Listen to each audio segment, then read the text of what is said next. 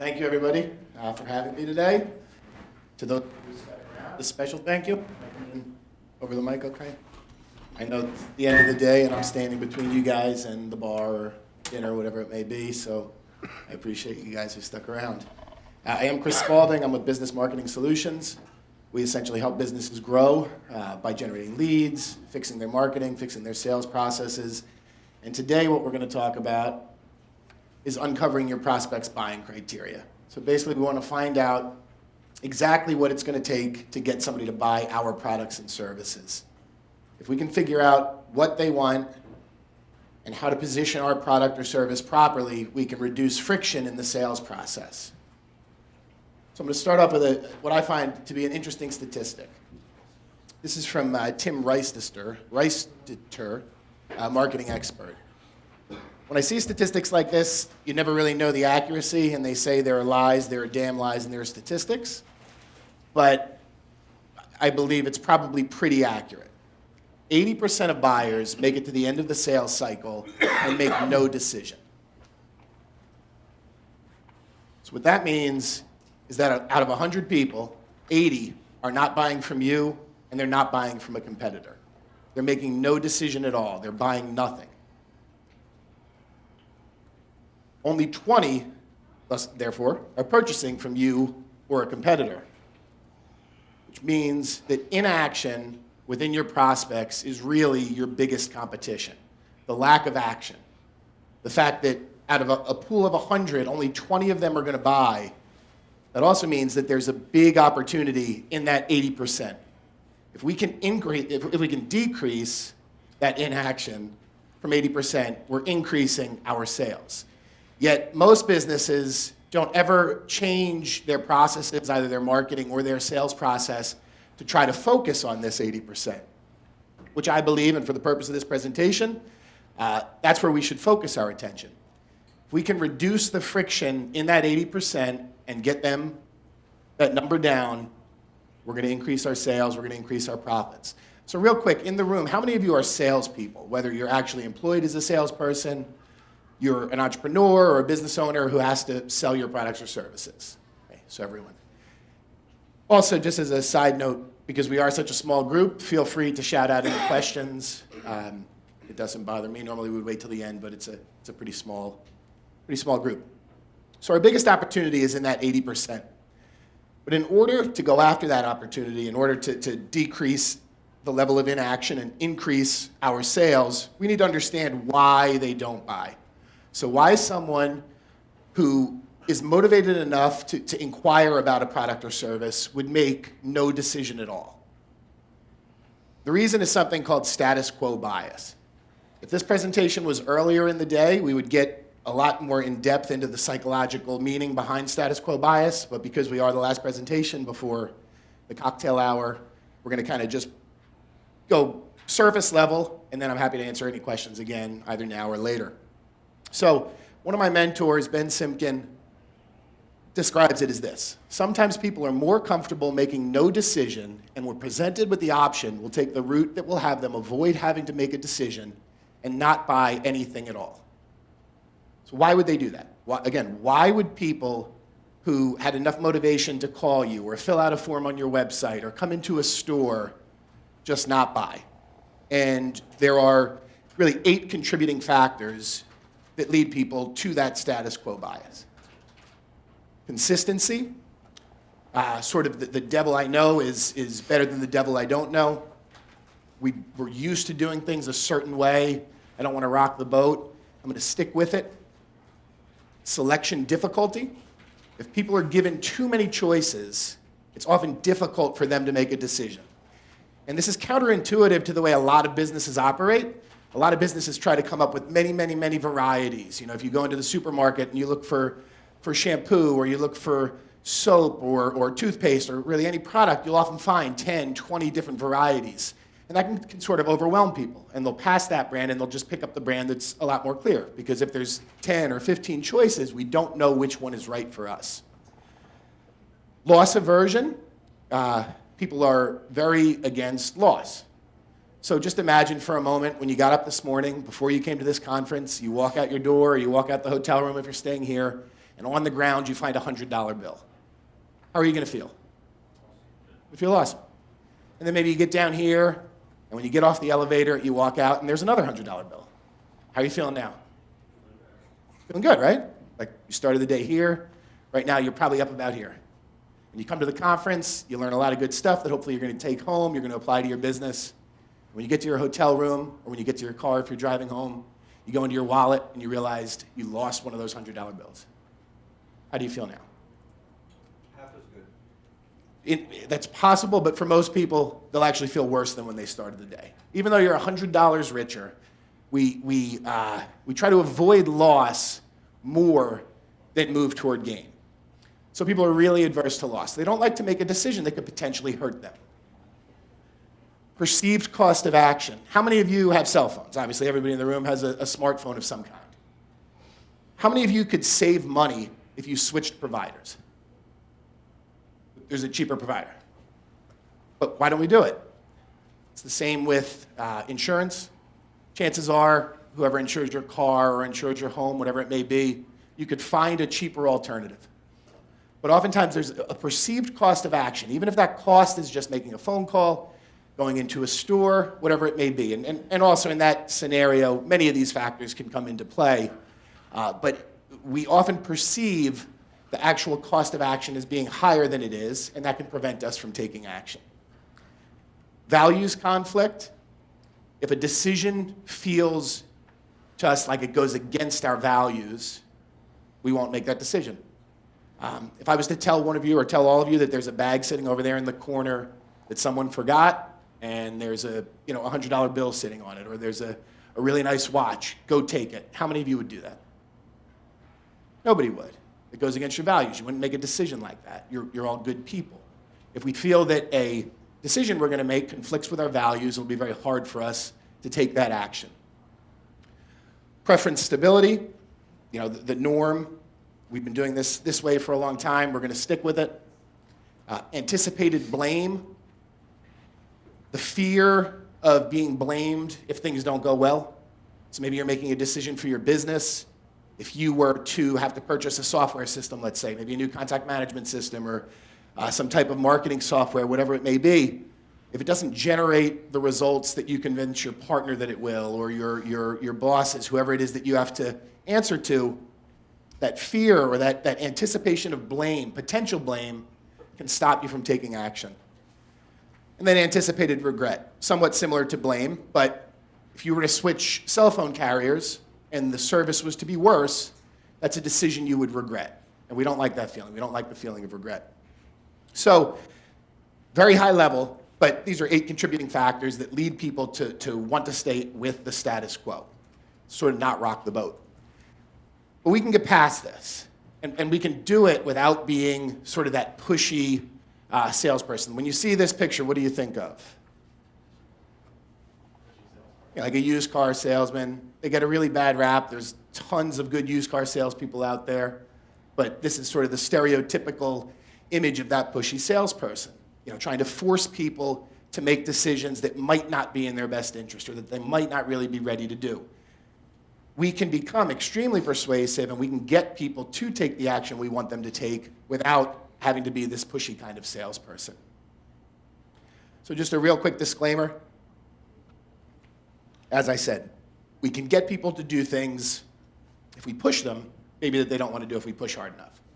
But that's not right. And it's also not right to use techniques like we're going to talk about today, because the things you're going to learn are really, really effective. If you use them, you can get compliance from people that you want to persuade or influence. You should never persuade somebody to do something that they shouldn't do, but you should try to get everyone you can to do things that they should. If you have a valuable product or service, it's really your duty to try to get it in the hands of or get as many people as possible to take action. But as long as we operate in an ethical manner and we never try to get somebody to do something that they shouldn't do, that's not in their best interest, then I believe we're doing fine. A lot of salespeople end up getting slapped in the face a lot. They make 100 cold calls, or they go to 100 sales meetings, and they get slapped, and they get slapped, and they get slapped, and eventually somebody says yes. And that sort of becomes the expectation. that, out of every 10 meetings I have, I'm going to get one sale. And while that's true, I think to a large degree sales is a numbers game. You can improve those numbers. The more persuasive we become, we can reduce the amount of times we get slapped in the face and increase the amount of time that somebody says yes to us and buys our product or service. Selling doesn't have to be that hard. We don't have to get slapped in the face a lot. Does anybody know what this image is? It's a tool. It's called a basin wrench. So about 15 years ago, my wife and I, we bought our first house. And when we moved in, my wife had a list of things that she wanted to change. Like many people do, you move into a house, you have ideas. One of them at the top of the list was to replace all of the fixtures in the bathrooms. So she goes out and she buys new fixtures, and we didn't have a lot of money at the time. We had just bought a home, so the money that we had went into the down payment. So I decided I would do it myself. So I got under the sink with a typical, kind of monkey wrench and began to unscrew the bolt that I needed to unscrew to take off the fixture. And it was hard. There's not a lot of space under the sink.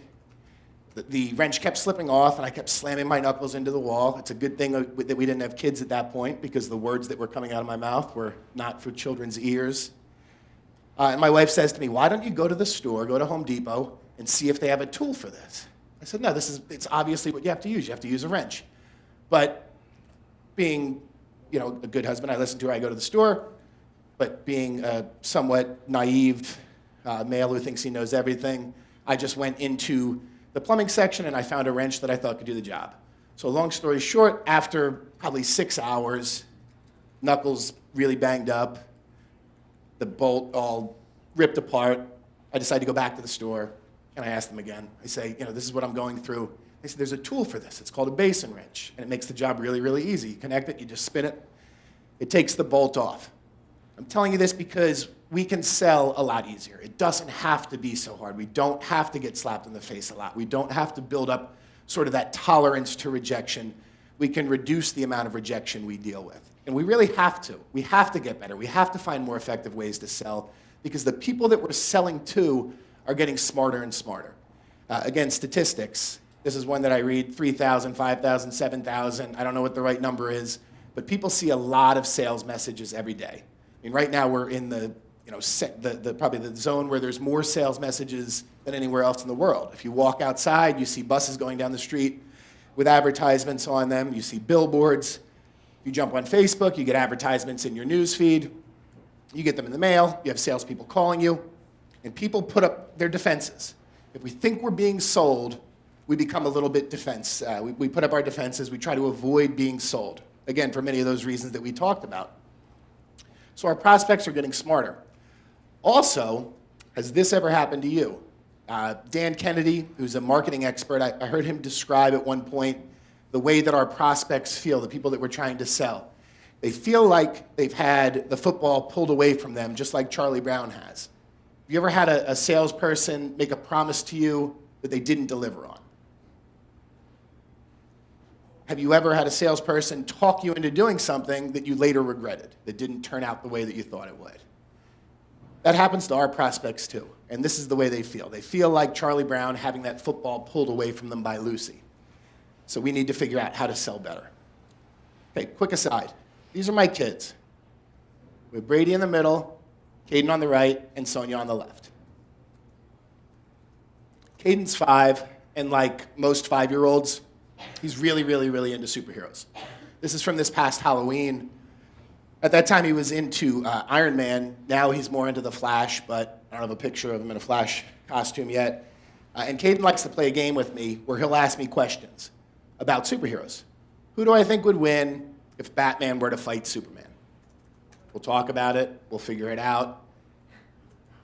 Who would win if Superman was to fight the Incredible Hulk? Again, we'll talk about it, try to figure out who's stronger, why they would win. Then he likes to get a little bit tricky, and he'll ask me, who would win if I fought the Incredible Hulk? And unfortunately, I have to admit to my son that I would lose against the Incredible Hulk. And then he always likes to throw in a real curveball, and this is probably my favorite one. Who would win if I fought Jesus? Difficult question to answer, but this is the mind of a child. By the way, how many of you have children in the room? Children are phenomenal salespeople. When you want to talk about closers, when a baby is hungry, the baby knows the exact pitch to get fed. They need their diaper changed, and even as they get older. You have 3 7-year-olds, right? How persuasive are they? Extremely. Extremely. So he throws these questions at me in the mind of a 5-year-old, and then he asks, what superpower would you want? If I was to have a superpower, any one I want. And, we talk about it, super strength, super speed, the ability to fly, be able to shoot fire from our eyes, whatever it may be. I asked him, what would he want? What he said, I thought was really interesting. He said he would want the power to know what people are thinking. I think that ties into sales really, really well. If you knew what your prospects were thinking, would you be a more effective salesperson? Right. If we knew what was on their mind, right? If we knew what made them tick, it'd be a lot easier for us to convince them to buy our product or service. So the reason that is because we are selfish people. This is not a knock on anyone here. It's just our nature. We care about ourselves. One of the biggest mistakes that marketers make is they spend tons of time talking about their product or service. People aren't interested specifically in a product or service. They're interested in that outcome. They want to know what you can do for them. So what, who cares, or what they say everybody's favorite radio station is, WIIFM. What's in it for me, FM. So knowing this, knowing that people have a real bias toward the status quo, and knowing that people are really, really selfish, we need to figure out what people want. As salespeople, I'm sure you're familiar with or have at least heard of Zig Ziglar, and he has a famous quote, you can have everything in life that you want if you can just help enough people get what they want. Problem is, when we're selling, we forget this. Like, it sounds really good as sort of like a motivational type statement. If we help enough people get what they want, we can get whatever we want. Because if we're helping people get what they want, that means they'll be buying our product or service, or we'll be helping them in some way, they'll repay us with favors, whatever it may be.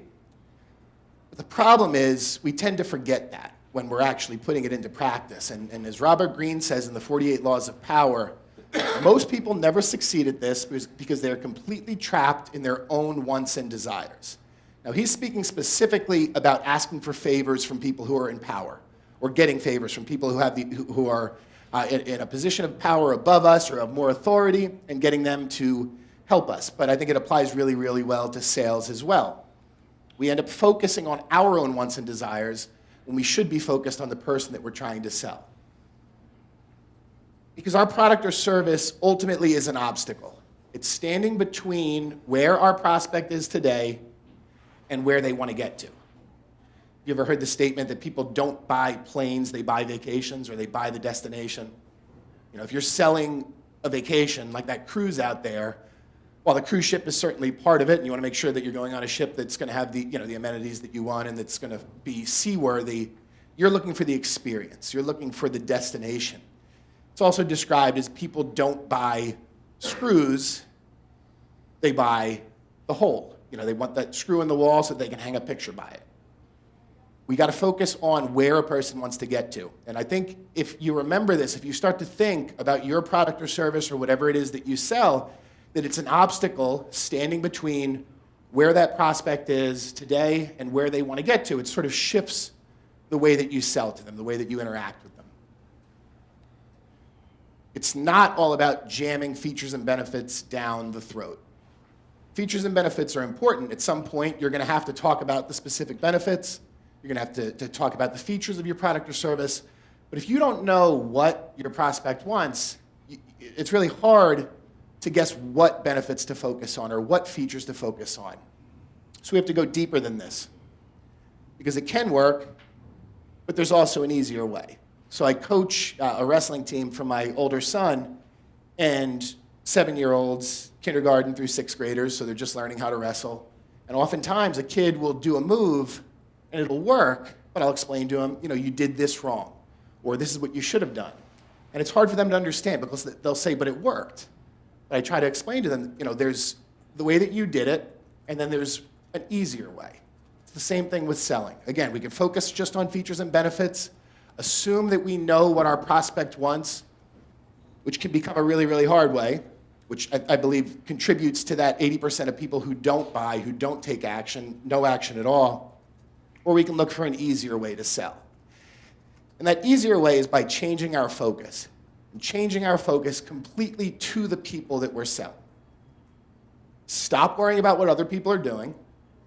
Stop focusing on our competition. Stop comparing ourselves to our competition. How many of you look at your competition to kind of figure out how you should act? What types of campaigns you should be running, or what kind of conferences you should go to, these things. Well, knowing that there's only a small percentage of our overall prospect base that takes action, I think we should shift our focus from the competition and really try to fall in love with our client, not our product or service.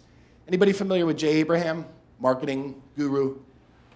This is the strategy of preeminence right here. Fall in love with your client, not literally fall in love with them, but always be thinking with your prospect or your client's best interests. So we're going to stop worrying about what other people are doing, stop comparing ourselves to our competition, and fall in love with our client, not our product or service. Because it's been said that the secret to success is to find out what people want and show them how to get it. While I think this is true, I also believe it's incomplete. Knowing what someone wants is good, it's beneficial, but it's not enough. We need to know why they want it.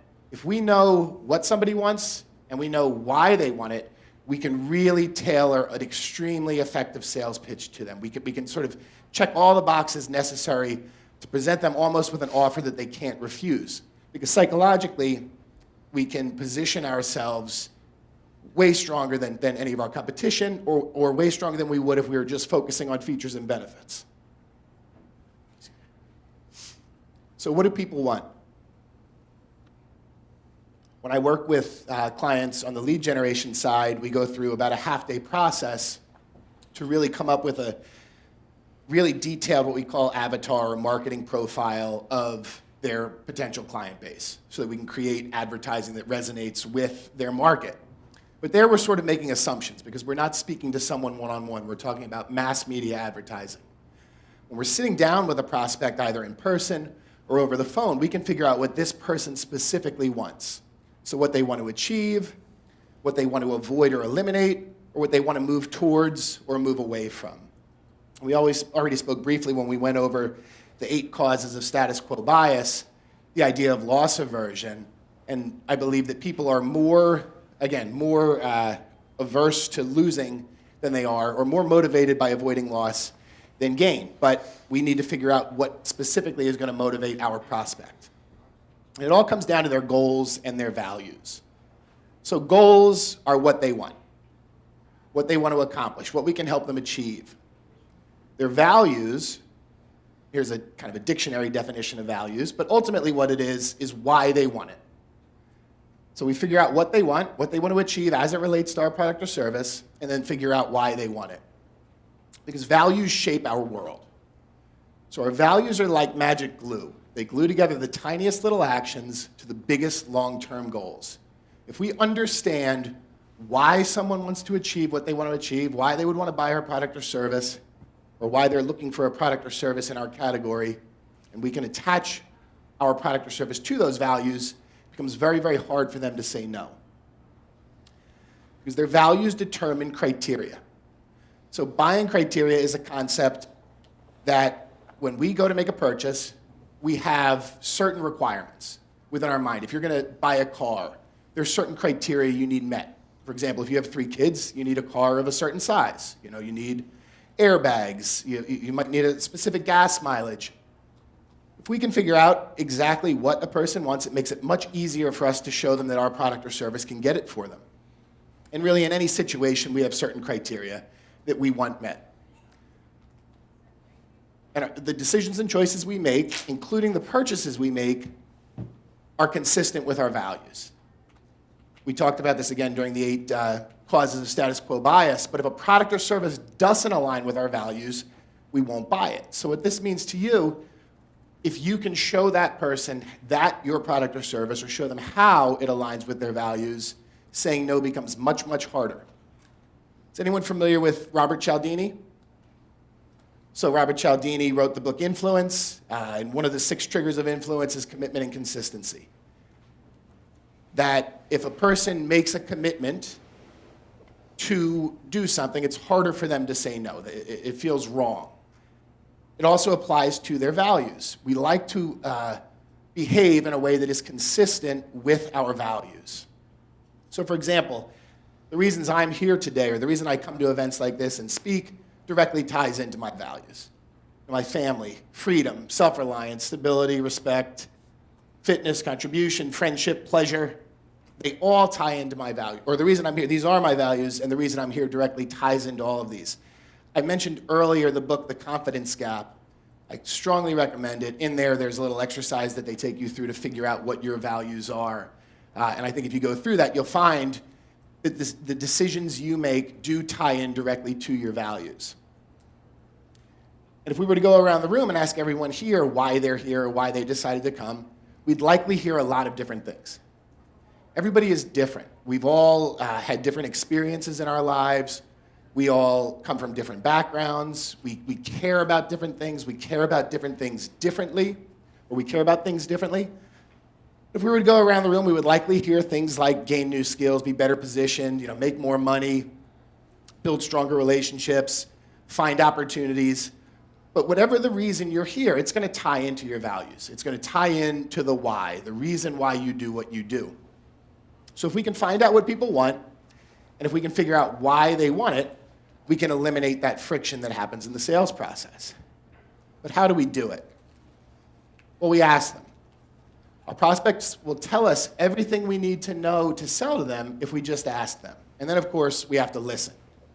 One of the big mistakes that a lot of salespeople make, me included, is we'll ask a question and then we won't really listen. Or as the person is answering, we'll be thinking in our head the next question that we're going to ask. Has that ever happened to anyone in the room?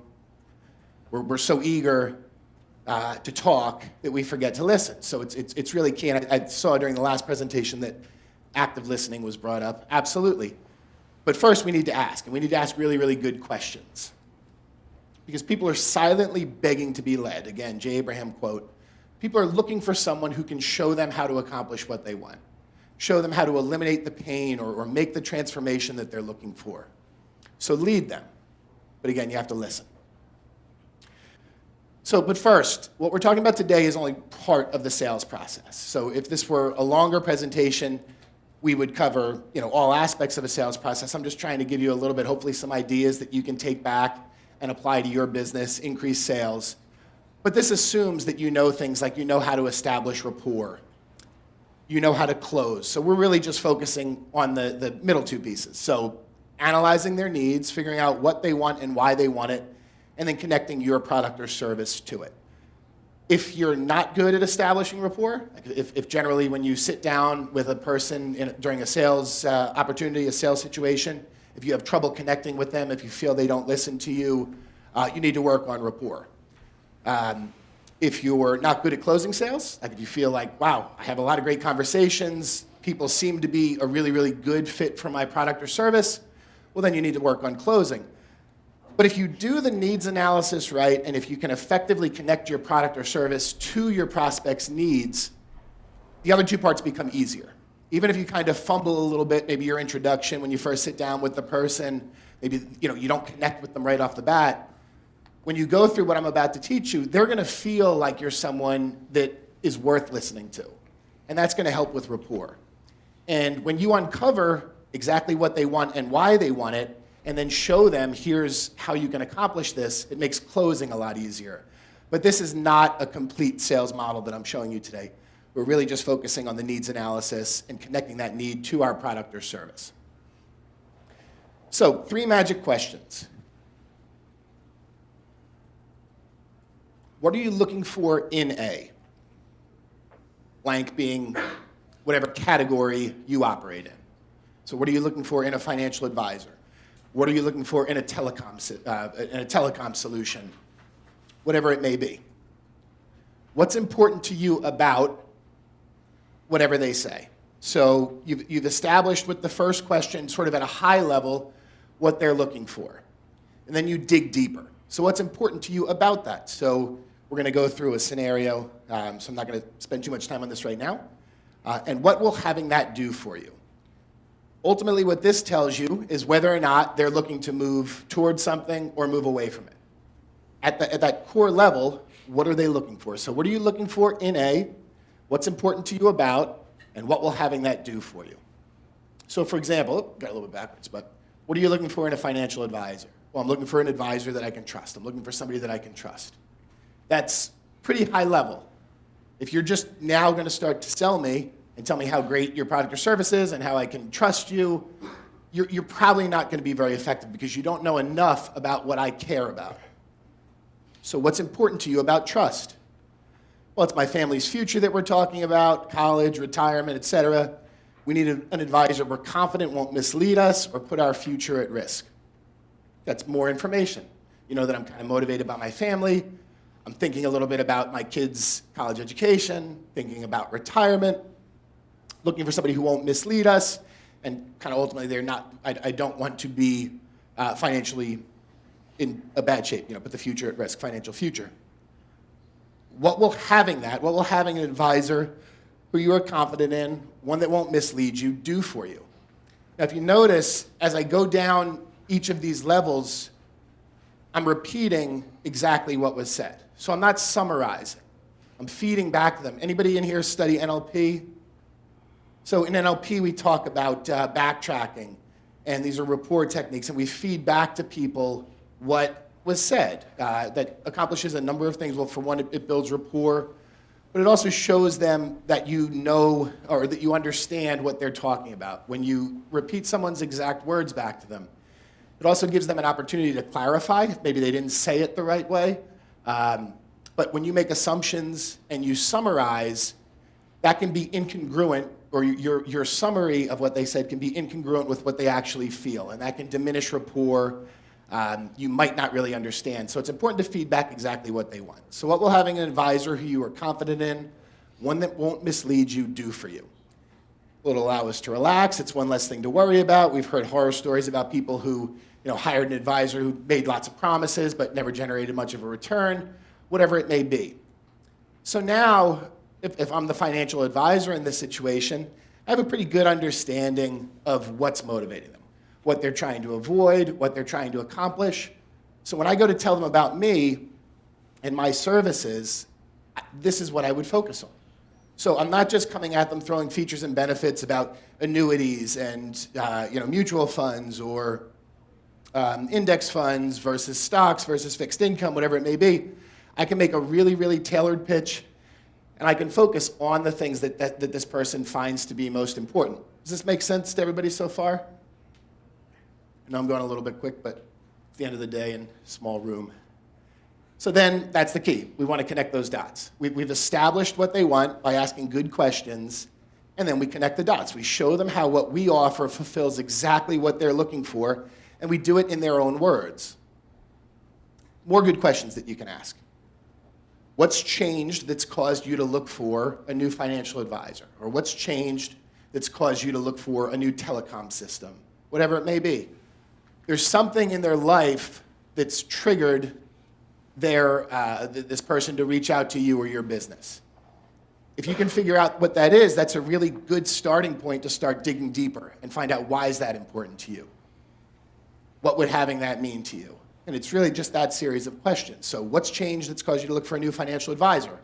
Well, we looked at our kids' retirement statement. We're paying really, really high fees. The account is not increasing the way that we want. We're really worried that in 10 years we're not going to have enough money to put them through to put them through college. This is really valuable information if you're selling to this person. What's your single biggest challenge? So what's your single biggest challenge with telecom? What's your your telephone service? What's your single biggest challenge with generating leads for your business?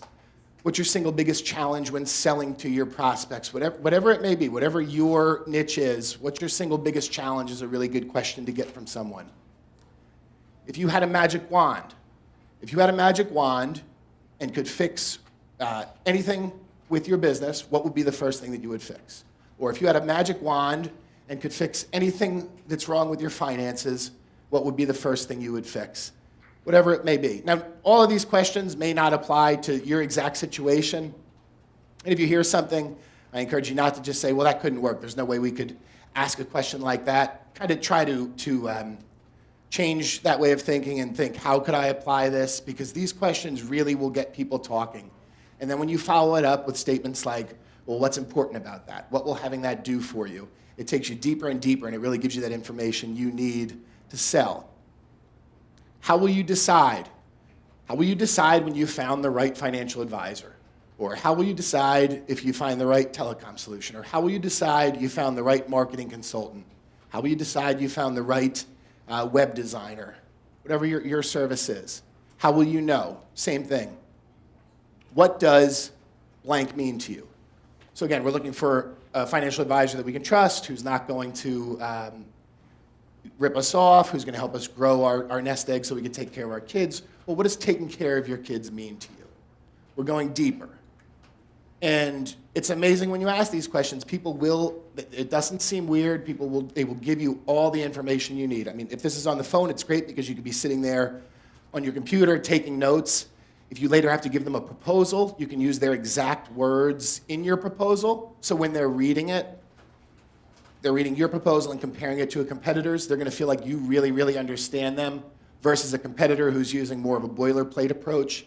If you're sitting there in person, it's probably a little bit harder to take super detailed notes because depending on the situation, it may seem rude, but to try to take down key words, key phrases, and feed it back to them exactly as they said to you. This works really well both in one-call closing scenarios. So if you operate in a business where your goal is to close the person, to close the sale in the first interaction, and it also works well, like I just described, if you have to present them with a proposal or some kind of presentation. I don't know why these are reversed, but it's also important before you start asking questions to kind of set the stage. So you've met either over the phone, somebody's called your office or your business, you've called them, you're sitting down with them, you meet them in person, whatever it may be. You've established rapport. It's really good to try to create a transition before you just start digging in and asking deep questions. So something like, we only work with a small number of the companies who contact us, so we need to be completely confident we can deliver the level of results that we're looking for before we move forward with someone. I bet you have an idea of the type of financial advisor you're looking for, or the type of investment results you're looking for. So is it okay if I ask you a few questions? Nobody's going to say no, but a statement like this also positions you higher.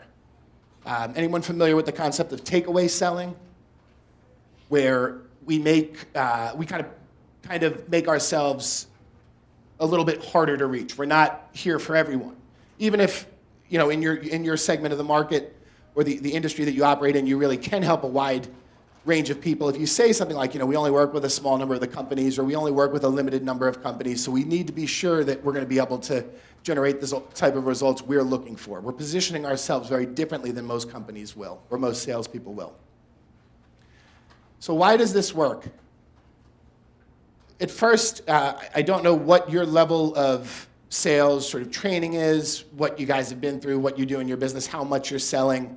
But I've studied sales for more than 15 years. I was probably the worst college student ever. Failed out of college many times and realized it was just not the right route for me. It wasn't going to work. And I got into sales because somebody said, hey, you'd be a pretty good salesman. And I struggled for a while. In real estate initially, would close some sales here or there because I thought you could just get by. If you can have a conversation with a person, that means you're a good salesman. But I studied everything I could get my hands on. And I certainly, do not claim to have come up with this model on my own. I've taken what I've learned and have tried to mold it based on my experiences and sort of evolve it in a way that I believe it works for almost any salesperson can apply it, no matter where you are, hopefully take something from this. But if it seems to you like it's too simple, or if you feel like, well, why would asking these questions, how will that help me? How is rephrasing exactly what the person wants, how's that going to make a difference? I think this is really what it comes down to. If you're not familiar with Blair Warren and his one-sentence persuasion course, I recommend you get it. You can get it for free online. I think the transcript version, or for a few bucks, you get an audio version of it. And the one-sentence persuasion course is, people will do anything for those who encourage their dreams, justify their failures, allay their fears, confirm their suspicions, and help them throw rocks at their enemies. I went through Blair Warren's course or listened to it about 3 or 4 years ago, and at the time I was putting together a training for engineers. A large association for engineers was looking to basically train non-salesy people in sales. So to engineers, brilliant people who have really good ideas, but aren't necessarily the most persuasive, they wanted to help them become more persuasive, be better at convincing people to support their ideas, be better at kind of team building within their organizations, be better at selling their ideas to people within the organization. And I just happened to be going through Blair Warren's course at that time, and I reached out to him and I told him what I was doing, and I said, can I take a little bit of your course? And it was really cool. He said, take whatever you want and use it however you want. And I teach this still to engineers, a similar version of what I just went through with you. And I get emails fairly regularly from people who've gone through the course, who apply it, who understand this piece of it, and say that it's just really changed their lives, that they are more persuasive at work. When they have ideas, they're now able to get either their team or the superiors behind them. And these are really kind of introverted people. So people like you who are business owners and salespeople, when you start to understand and apply this stuff, I mean, it could just have a monumental impact. But if we break this down, and then we sort of do it within the framework of the questioning model that I just showed you, what we're finding out when we ask people, what are you looking for in A? What's important to you about that? What will having that do for you? We're finding out what their dreams are. We're finding out where they've failed. We're finding out what they're afraid of. We're finding out what they're suspicious of. We're finding out sort of who their enemies are. And in this context, an enemy doesn't have to be a person. It could be the stock market if you're selling investment products. It could be, the telephone system that they have now that just keeps dropping calls and they're losing, unknown amounts of business because of that, whatever it may be. But this does seem simple, but when we think about it, we feel drawn to people who encourage our dreams, right? If I was to sit with you here and ask you, what are you hoping to accomplish this year? What's your dreams? And you were to say that to me, and I was to say, well, that's a stupid idea. How would you feel? You're discouraged. Well, where you might think, you're. Yeah, I should talk to someone else. But if I encourage those dreams, you feel drawn to me. You feel a connection. And this really helps with rapport as well. Justifying failures. How many of you like to feel like it's your fault? Nobody. You can control it when it's your fault. Well, that's true. But people still, and that's a very good point, because much like I said at the beginning, that this stuff is powerful and you really should only be using it for good.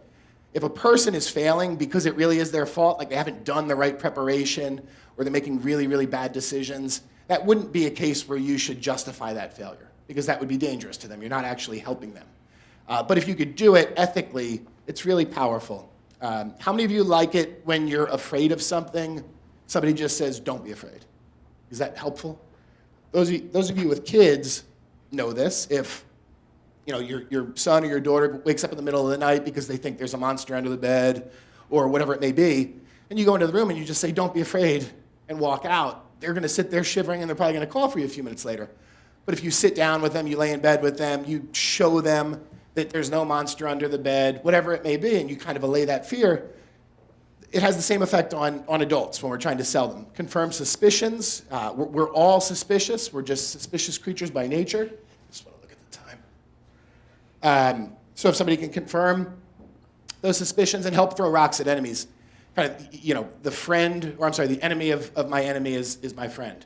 And if you can really show that person that you understand that enemy that they have and that you also hate that enemy, it's really powerful.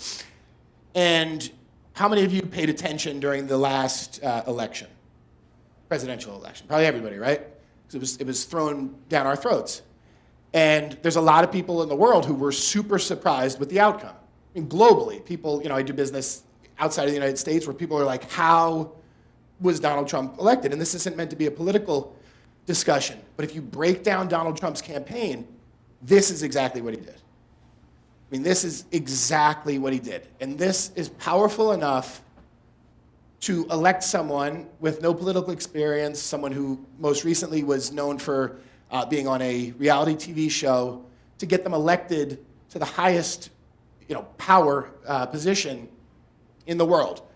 by encouraging dreams, justifying failures, allaying fears, confirming suspicions, and throwing rocks at enemies.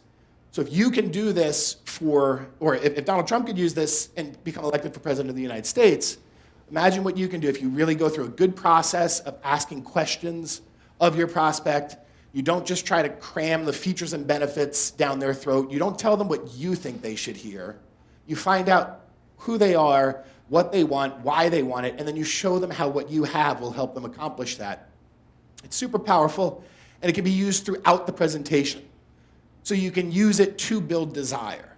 So you could find out where they are today and where they want to go, and you can kind of stretch that gap to make them really, really feel it.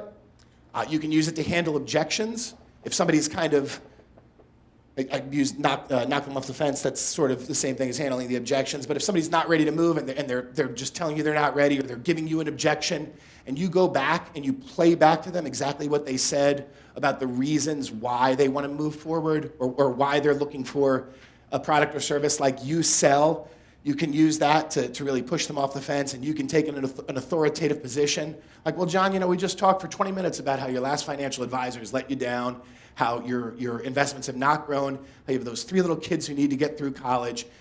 If you don't act now, what's going to happen? I mean, it's either, we do something today, or a year from now, you're going to be in the same position. You find this information out and you use it. You use it to trial close them, to find out sort of what if we had a solution that could, put your money in a vehicle where you know it's safe, where you're getting the type of return that you want every month, where you know that in 14 years you're going to be able to put those kids through college, whatever it may be, and you get that initial, well, yeah, that's something I'd want to hear about. Well, then that's exactly what we have for you. That's the way we work with our clients. And then you eventually have to close them. And as I said earlier, this is really focused only on kind of that middle part of the process, the needs analysis and connecting it with your product or service. But you do eventually have to close. And I would say these are my 3 favorite closes. And probably alternate choice or alternative choice being the absolute favorite, where you give someone just 2 choices, either one or either of which is what you want. So you've established what their needs are. You've figured out why they want it. You show them how your product or service fulfills that exact need. And then you ask them, do you want to pay by credit card, or do you want to be invoiced? Or do you want us to start this week, or would next week be better for you? Do you want us to come on site to conduct the training, or is this the type of thing you want to do WebEx? Do you want to start with just one department, or are you going to roll this out across your entire organization? Whatever it may be. Now, of course, they can say, Do you think closing is necessary? Or is this customer just deciding and buying? you will get a lot more instances of the customer just deciding to buy, but people still need to be pushed in some cases. I mean, it's great when you get that customer who's just like, yeah, this makes so much sense, but you're fighting an uphill battle for the reasons that I talked about in the beginning, people's past experiences with sales.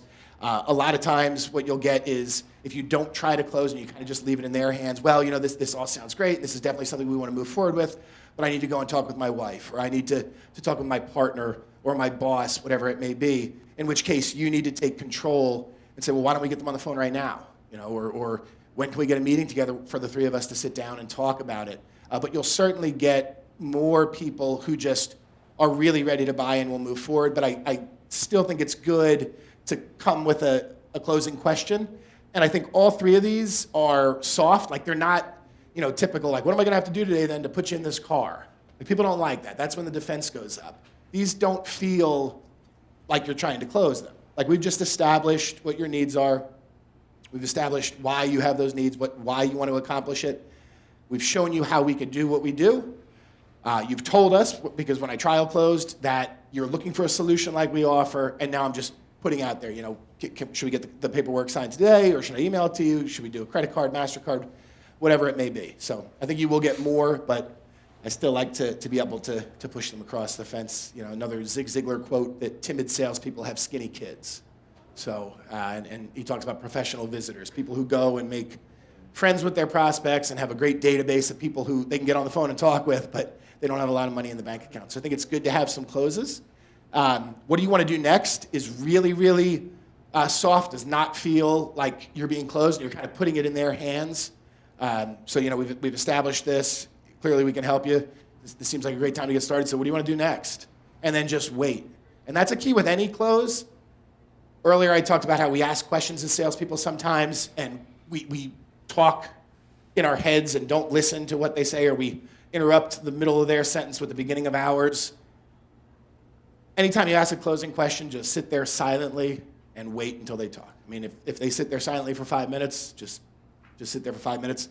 And then finally, this makes sense to me, what do you think? So you outline what it is, show them how it works. This makes sense to me, so what do you think? It's real soft, doesn't feel like a close, but people will tell you either that you need to sell them more, that they're not fully convinced, or they'll tell you that they're ready to go. So in closing, it's not about you, your product, or your service. It's about them, what they want, and why they want it. Ask good questions, and hopefully I gave you some ideas of some questions that you can use. Dig deeper, listen, connect those dots, and ask for the sale. If you have any questions about this, I'm always happy to help. Some contact information there. But I really appreciate the troopers in the room who stuck around until the end of the day. Quick question regarding, you said earlier you have to really make, what you do in your sales process is create the ideal profile of the customer. It seems that's pretty critical to this whole process as well. How would you offer some tips on how you can create that kind of profile? Yeah, that's actually in marketing, because if your marketing is done right, you're going to be generating leads who, in theory, should be the types of people that you want to do business with. You want to spend as much time possible talking with qualified prospects that have a need, a want, a desire, and the ability to buy whatever it is that you sell. So before you create any marketing, you should go through a process and figure out, are we trying to talk to men and women or both? How old are they? What are their main pain points right now? What are they doing because of those pain points? All of this information, and as much as you can, figure out what their interests are. And you might say, well, I sell a business-to-business product. What do I care what my prospect does on the weekend? You're selling business to business, but you're selling to people. We're always selling to people. Too often, marketers or salespeople get hung up on that like B2B difference with B2C. But it's always a person who makes the decision. A business doesn't buy anything. A person does. But to come up with a detailed profile, it's really good to actually name it. So like if you have your dream client, like maybe you guys have a person that you work with, John from XYZ company, who's a 45-year-old guy who has 3 kids and he drives a BMW. He owns a business that does $2.5 million a year. He has 2 locations. On the weekends, he coaches his kids in soccer and baseball. For vacations, he likes to go to whatever information you have. He's married, he's divorced, whatever that may be. That's really important for when you're marketing. So because today, and this isn't like a Facebook ads talk, but if we were talking about Facebook, we would dig in right now into the ads manager and power editor and show you how with that information you can create campaigns to put your ads only in front of those people. But assuming you've done some targeted marketing and you're speaking to someone who's qualified, who owns a business that would be right for your services, you need to still go much deeper because you brought somebody in who kind of fits the profile, but every person is different. Like if you were to sit with every potential prospect for your business in the world, chances are no 2 of them would describe their problem and the reason that problem needs to be solved in the exact same way. And when you can feed it back to them and you can show them, like, look, we could do this for you, and you use their own words and you position yourself as really the only viable option, it makes the sales process much, much easier. That make sense? Anybody else? All right. Well, thank you.